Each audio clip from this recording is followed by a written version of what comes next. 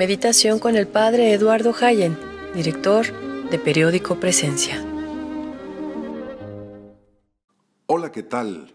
Muchos de nosotros estamos acostumbrados a ir a la iglesia, a misa, a recibir los sacramentos, a reunirnos en la comunidad. Es algo habitual y quizá tú que escuchas esta grabación tienes cerca de tu casa un templo católico. La iglesia, de hecho, es una casa donde habita la familia de Dios.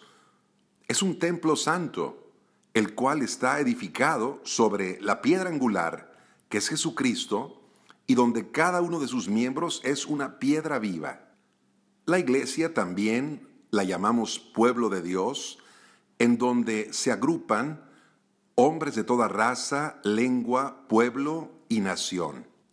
Sentirnos parte de la iglesia es mucho más importante y mucho más gratificante que sentirnos parte de un pueblo, de una nación particular.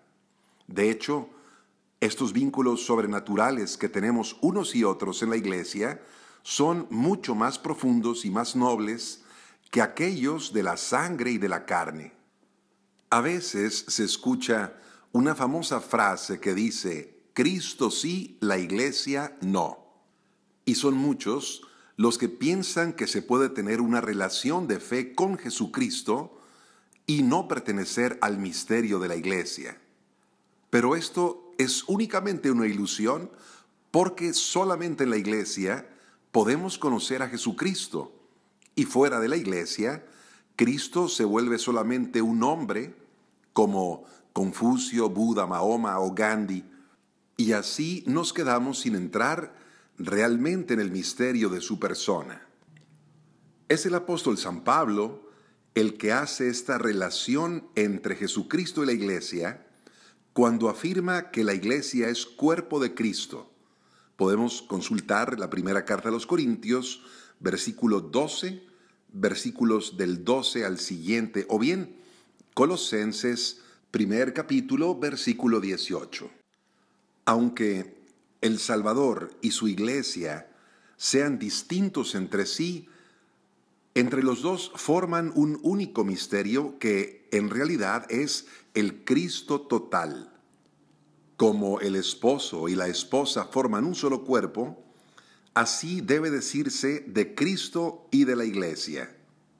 Son absolutamente inseparables, aunque no deben de confundirse.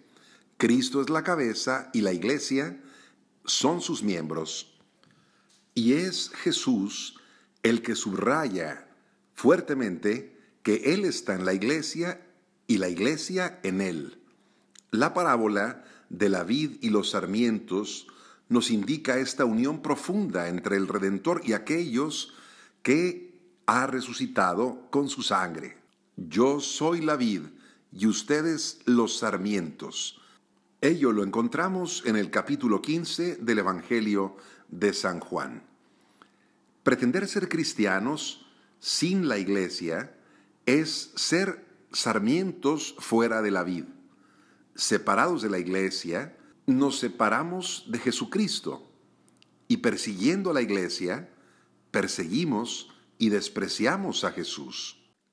Ahora bien, siendo la iglesia el cuerpo de Cristo, y teniendo Jesucristo un solo cuerpo, concluimos que no puede existir más que una sola iglesia.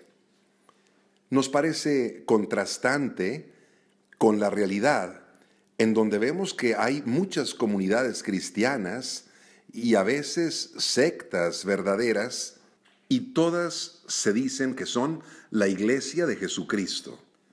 Nosotros los católicos no solamente debemos de creer que existe una unión íntima entre la iglesia y Jesucristo, sino también tenemos que profesar que existe una continuidad en la historia radicada en la sucesión apostólica entre la iglesia fundada por Jesucristo y la iglesia católica. En otras palabras, existe una sola iglesia de Jesucristo y la iglesia católica. La iglesia católica es la única iglesia y no puede haber otras. Después de la resurrección, el Señor encomendó a Pedro apacentar a la grey, confiándole a él y a los demás apóstoles la difusión de la iglesia y su guía. Esta iglesia, constituida y organizada en el mundo como una sociedad, subsiste en la Iglesia Católica, gobernada por el sucesor de Pedro y por los obispos que están en comunión con él. La Iglesia de Cristo no puede ser la suma de todas las comunidades cristianas que no tienen el mismo patrimonio de fe. Por eso afirmamos que existe una única Iglesia de Cristo que subsiste en la Iglesia Católica, gobernada por el sucesor de San Pedro y por los obispos en comunión con él. En las otras comunidades eclesiales no católicas no está presente la Iglesia Católica en toda su plenitud, sino solamente algunos elementos de la Iglesia que tienden y que conducen hacia la Iglesia Católica. En el caso de las iglesias ortodoxas, estamos hablando de las iglesias de Rusia, de Grecia, en aquella parte del mundo, es donde se encuentra la mayoría ortodoxa. Ahí está presente la única iglesia de Cristo, porque aunque no están en perfecta comunión con la Iglesia Católica, están unidas a ella por vínculos muy estrechos, como es, por ejemplo, la sucesión apostólica que ellos conservan, es decir, esta cadena que viene desde los apóstoles y desde los obispos, sucediéndose unos a otros. Y también los ortodoxos tienen la Eucaristía que celebran válidamente, y por eso decimos que se trata de verdaderas iglesias particulares. En esas iglesias ortodoxas está presente la Iglesia de Cristo, aunque no están en plena comunión con la Iglesia Católica, porque no aceptan la doctrina del primado, doctrina que nos enseña que San Pedro y su sucesor, el Papa, es el que tiene la primacía sobre todas las iglesias, según la voluntad expresa del Señor. No podemos afirmar lo mismo de nuestras comunidades de hermanos evangélicos, porque, aunque ellos tienen un bautismo que es válido, no han conservado la jerarquía eclesiástica ni el sacramento de la Eucaristía.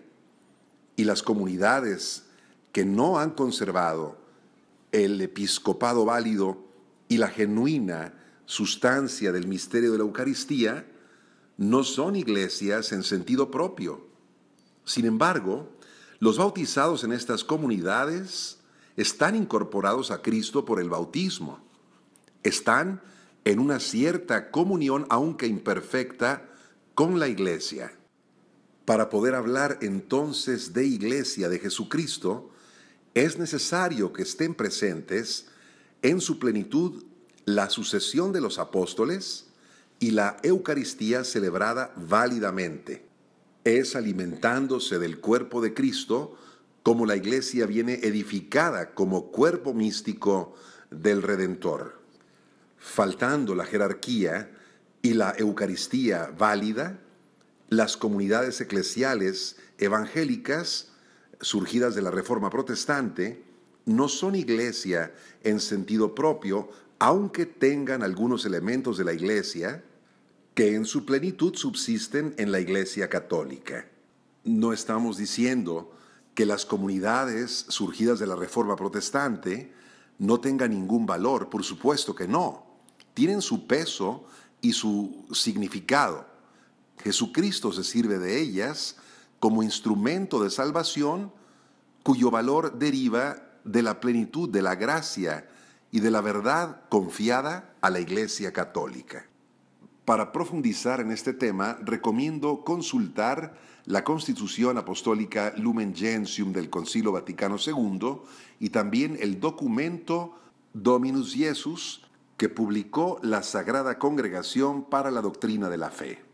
Para un diálogo ecuménico con nuestros hermanos ortodoxos y evangélicos, tenemos que tener ideas muy claras sobre lo que significa la Iglesia de Jesucristo. Y pidamos siempre por la unidad de todos los cristianos. Que tengas muy bonito día, paz y alegría en tu corazón.